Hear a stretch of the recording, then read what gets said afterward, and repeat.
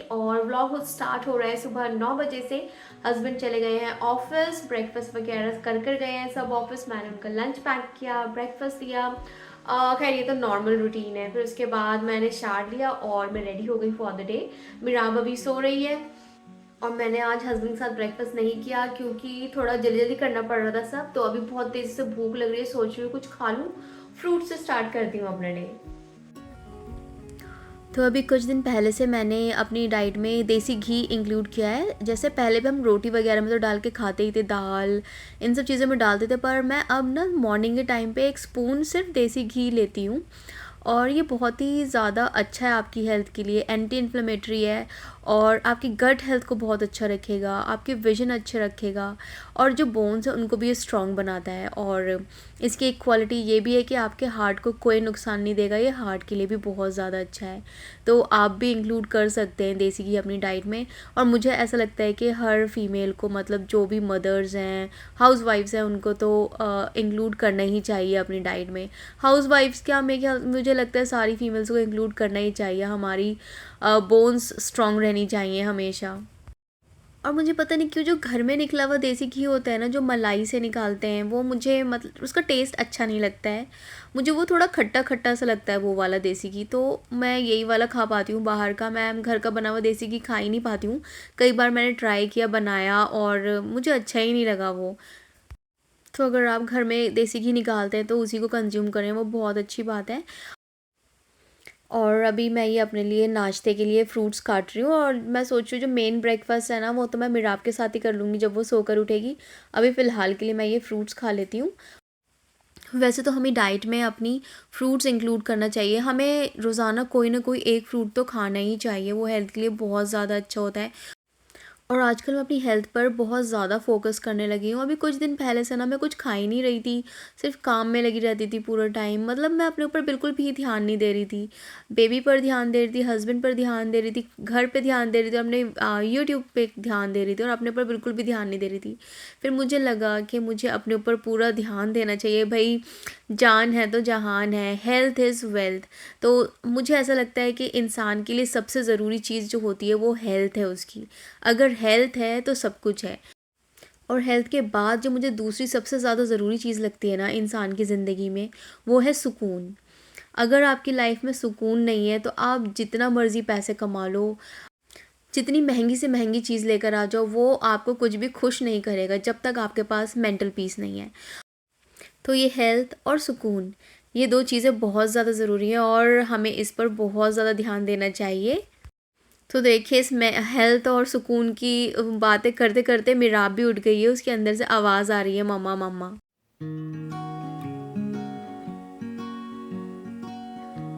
मिराब का आजकल टाइम ना फिर से उल्टा पुल्टा हो गया है। वो रात में देर में सो रही है और सुबह भी देर में उठ रही है।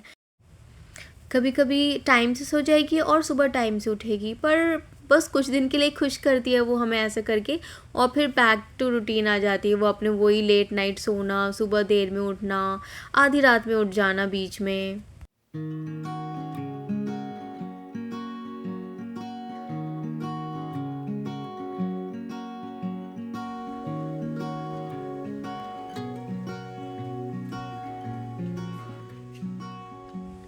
मैं आपको आज नाश्ते में मैं फ़्रेंच टोस्ट दे दूँगी।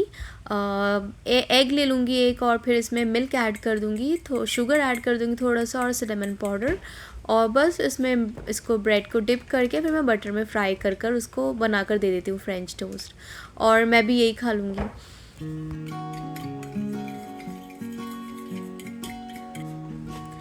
अच्छा, आप सबके हिसाब से जो दुनिया का सबसे मुश्किल काम है वो क्या है? मेरे हिसाब से तो आजकल बच्चे को पालना, उसकी परवरिश करना, उसे रेज़ करना सबसे बड़ा मुश्किल काम मुझे यही लगता है आजकल। और कौन पालता है बच्चे को सारा दिन? माएँ पालती हैं घर में रहकर, उनका ध्यान रखती हैं। हालाँकि इसमें फ़ादर्स का भी पूरा कंट्रीब्यूशन होता है, पर बच्चे को जो रेज़ करती है वो माँ ही होती है। तो माँ ही बच्चे को पाल रही होती है, उन्हें रेज़ कर रही होती है। तो इस बात को हमें बहुत ज़्यादा वैल्यू देनी चाहिए। तो मेरी तरफ से सारी माँओं को सैल्यूट है। रिस्पेक्ट है उनके लिए।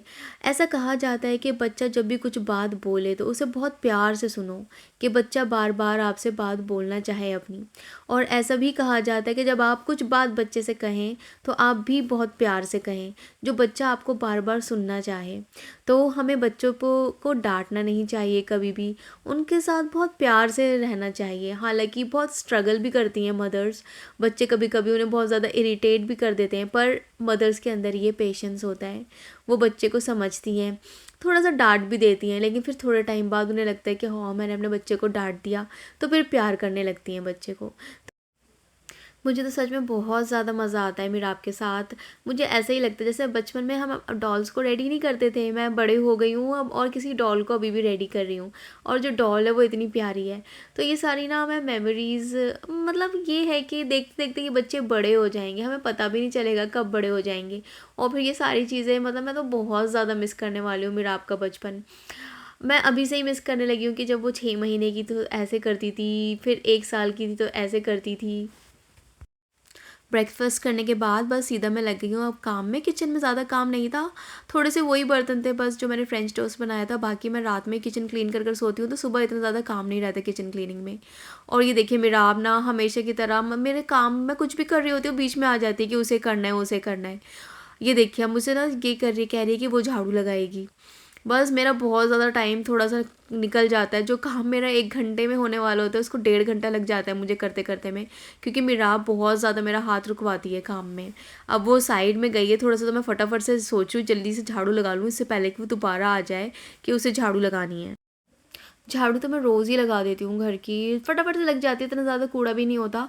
हाँ मॉपिंग मैं ना कभी कभी करती हूँ, क्योंकि क्लीन ही रहता है फ़र्श एक तरह से पूरा, तो मॉपिंग करने की ज़्यादा ज़रूरत भी नहीं पड़ती। वीक में ज़्यादा से ज़्यादा 3 बार कर दो तो काम चल जाता है। मुझे खुद को बिज़ी रखना बहुत ज़्यादा पसंद है। बिज़ी रखने से मतलब मेरा ये नहीं है कि बस 24 घंटे मैं घर का काम ही करती रहूँ। मतलब मैं अलग अलग चीज़ों में बिज़ी रहूँ, मैं खाली ना बैठूँ। जैसे कि मैं यूट्यूब कर लेती हूँ अपना। वैसे तो सारी होम मेकर्स ही बहुत ज़्यादा बिज़ी रहती हैं घर के काम में, और जिनकी जॉइंट फैमिली होती है उनका तो पूरा दिन कैसे ख़त्म हो जाता है तो पता ही नहीं चलता। ये जो होम मेकिंग है ये फुल टाइम जॉब है विदाउट एनी लीव। तो मैं तो ना सैटरडे की छुट्टी ले लेती हूँ भैया। यूट्यूब में ना समझ लीजिए ये है कि यूट्यूब में तो आप छुट्टी ले ही नहीं सकते। जब आप कभी जॉब करते हैं तो आपकी छुट्टी होती है, आपको पता होता है कि हाँ संडे की छुट्टी है, सैटरडे की छुट्टी है, पर यूट्यूब में आपकी कोई छुट्टी नहीं है। पर मैं ना पूरे वीक काम करती रहती थी अपने यूट्यूब को लेकर। हालांकि मुझे बिज़ी रहना पसंद है, पर एक दिन की छुट्टी तो चाहिए ही ना। तो मैंने सोच लिया कि मैं सैटरडे को कुछ नहीं करूँगी, अपने यूट्यूब का काम, अपनी फैमिली देखूँगी, अच्छी अच्छी कुकिंग करूँगी, इन्जॉय करूँगी। तो बस मैं अब सैटरडे का वेट कर रही हूँ कि जल्दी से सैटरडे आए और मैं अपनी छुट्टी सेलिब्रेट करूँ। उस दिन हस्बैंड भी घर पर होते हैं तो और ज़्यादा अच्छा लगता है, हम बाहर भी चले जाते हैं थोड़ी देर के लिए, तो माइंड रिफ़्रेश हो जाता है। एक तो वैसे ही आजकल यहाँ पर इतनी ज़्यादा विंटर्स हैं। हाँ मैं आपको एक बात बता दूँ, आजकल यहाँ पर दिन ना थोड़ा लंबा हो गया। पहले मैं आपको बताती थी ना 4 बजे ही रात होने लग जाती है, अब आज मैंने कुछ दिन से नोटिस किया कि 5:30 बजे तक दिन ही रह रहा होता है अभी। और मैंने ऐसा सुना था कि विंटर्स बहुत डिप्रेसिंग होती हैं कनाडा की, पर मुझे ऐसा कुछ भी फ़ील नहीं हुआ। और दिसंबर जनवरी तो ऐसे ही निकल गया, फेब स्टार्ट हो जाएगा अब। विंटर्स मेरे को कुछ वो नहीं लगी ख़ास। हम तो बाहर भी गए, सब जगह हमने मज़े किया। और देखिए अब यहाँ पर मेरा छोटा सा बेबी मेरी हेल्प करा रहा है, हर चीज़ में मेरी हेल्प कराता है मेरा बच्चा। मैं झाड़ू लगाती हूँ उसमें आ जाती है, मॉपिंग करती हूँ उसमें आ जाती है। अब देखिए टेबल क्लीन कर रही हूँ तो उसमें भी आ गई मेरी बच्ची हेल्प कराने के लिए। ओके चलो अब हम क्या करेंगे, सुनी बताएगी हेड शोल्डर्स नी नेक रोज। ओके ओके ओके, यहाँ पर से मामा को बताएगी head. What is this? knees, toes, eyes, ears, nose, faster.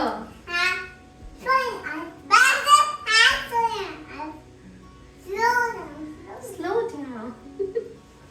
Ow! Zoom और मैं अपना कोई सा भी डे का रूटीन बना लूँ ना घर का, ये जो मेरा दिन का रूटीन है वो इस जो सॉन्ग है ये if you happy and you know it, इसके बिना, इस पे मिराब के साथ डांस किए बिना पूरा नहीं हो सकता।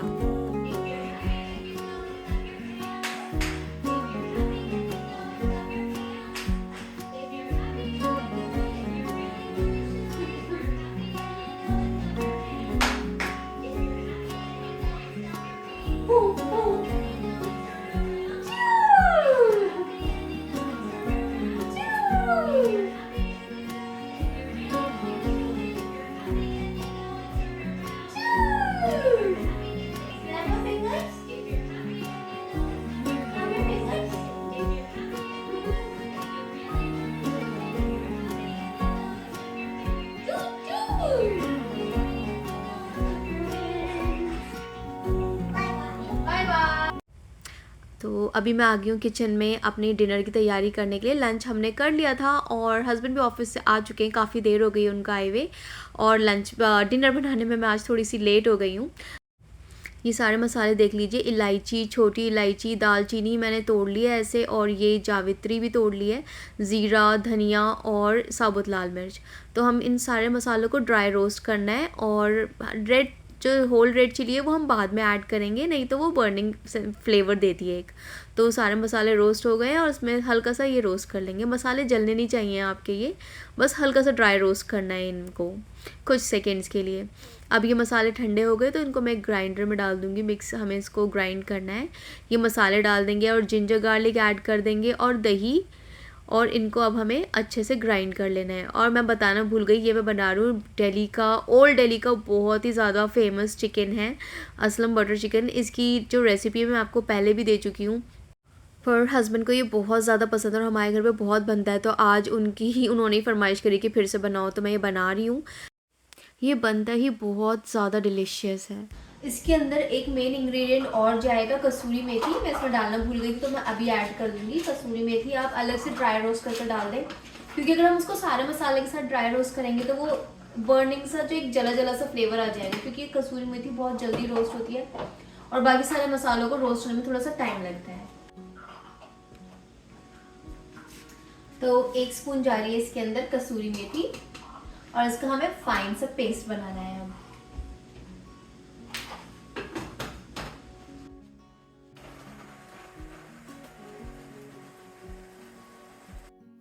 इस चिकन को तशला चिकन भी कहते हैं। तो यहाँ पे मैंने कुछ ब्लैक पेपर्स लिए हैं, उनको क्रश कर लिया है और उसको डाल दिया इसके अंदर, और सॉल्ट ऐड कर देंगे, चाट मसाला ऐड कर देंगे, लेमन ऐड कर देंगे, और जो हमने वो अभी पेस्ट ग्राइंड करा है ना उसे भी ऐड कर देंगे हम इसके अंदर।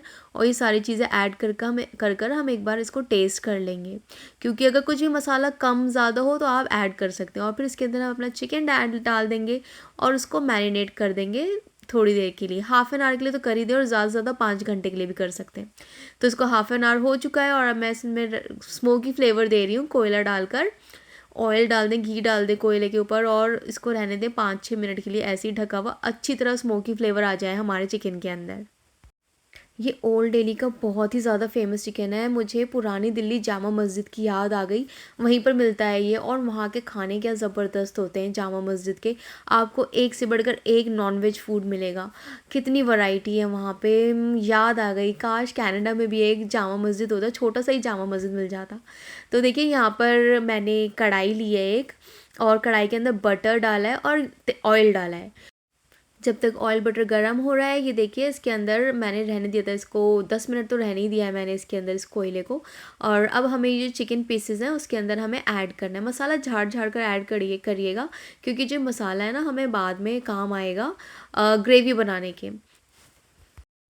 तो मैं ओल्ड दिल्ली के खानों की बात कर रही थी। नॉन वेज तो कितना यम्मी मिलता है ना वहाँ पे, नहारी रोटी इतनी बढ़िया मिलती है वहाँ पे, फ्राई चिकन इतना अच्छा होता है। और आजकल तो इतने तरह के चिकन चल गए हैं ना, अल जवाहर रेस्टोरेंट चले जाइए, या फिर करीम से मुझे ठीक ठीक लगता है, पर अल जवाहर मुझे बहुत अच्छा लगता है। वहाँ का बटर चिकन इतना टेस्टी होता है। तो सारे चिकन पीसेस मैंने डाल दिए, और देखिए जो मसाला बचा है ना इसे हम रख लेंगे, क्योंकि हमें बाद में ग्रेवी बनाने के लिए काम आएगा। और जो चिकन पीसेस है ना इनको हमें दोनों साइड से पलटकर मतलब पूरी तरह कुक कर लेना है, और जो इसका मसाला है बिल्कुल ड्राई हो जाना चाहिए जो इसके अंदर डला हुआ है हमारे चिकन में, और जो चिकन है उस पर ब्राउन ब्राउन स्पॉट्स आ जाने चाहिए। ये देखिए इस तरह से हो जाएगा, और फिर जब इस तरह से हो जाए तो आप इस कढ़ाई में से सारे चिकन पीसेस बाहर निकाल लीजिए। और जब चिकन पीसेस सारे हम बाहर निकाल लेंगे, वो जो ग्रेवी कह रही हूँ, जो ये मसाला बचा था ना हमारा, वो हम इसके अंदर डाल देंगे और इसको भून लेंगे, जो कि इसके अंदर जो कच्चे मसाले डले हुए हैं ना, जिंजर गार्लिक वगैरह, वो सब पक जाएँ। तो देखिए पकने के बाद ये ग्रेवी ऐसी हो जाएगी। और यहाँ मैंने चिकन ले लिया है और इसके अंदर मैं डाल रही हूँ ऊपर से चाट मसाला हमने पहले भी डाला था, तो ध्यान से डालिए। और जो ये ग्रेवी रेडी करी थी वो डाल देंगे इसके अंदर, और इसके अंदर डालेंगे हम ये फ्रेश क्रीम के बाद हम इसमें डालेंगे हरे धनिया पुदीने की चटनी में हरा धनिया है, पुदीना, ग्रीन चिली, गार्लिक और ज़ीरा, ये सारी चीज़ें डालकर ग्राइंड कर लीजिए। बहुत ही चटपटी चटनी बनेगी, समोसे ब्रेड पकोड़े के साथ भी खा सकते हैं। और इसके ऊपर हम डाल देंगे बहुत सारा बटर। भाई इसके ऊपर इतना ही बटर जाता है, अगर आपको नहीं खाना तो आप कम कर दीजिए, लेकिन इतना ही बटर जाता है इसके अंदर और तभी मज़ा आता है। तो वो तो रेडी हो गया है हमारा, बहुत ज़बरदस्त बना है। और बस रोटी बना रही हूँ अब। और ना जब वो ठंडा हो जाए ना, अगर आप तभी के तभी ना खाएं तो आप उसको माइक्रोवेव के अंदर गर्म करें, तब सही रहेगा और बहुत ज़्यादा टेस्टी बनता है। प्लीज़ आप उसको एक बार ज़रूर ट्राई करें। तो बस यही था आज के व्लॉग में, और आई होप आपको आज का व्लॉग बहुत पसंद आया होगा। व्लॉग अच्छा लगा हो तो प्लीज़ वीडियो को लाइक कीजिए और चैनल को सब्सक्राइब कीजिए। मैं मिलती हूँ आपसे नेक्स्ट टाइम, तब तक के लिए आप सब अपना बहुत बहुत ख्याल रखिए। बाय।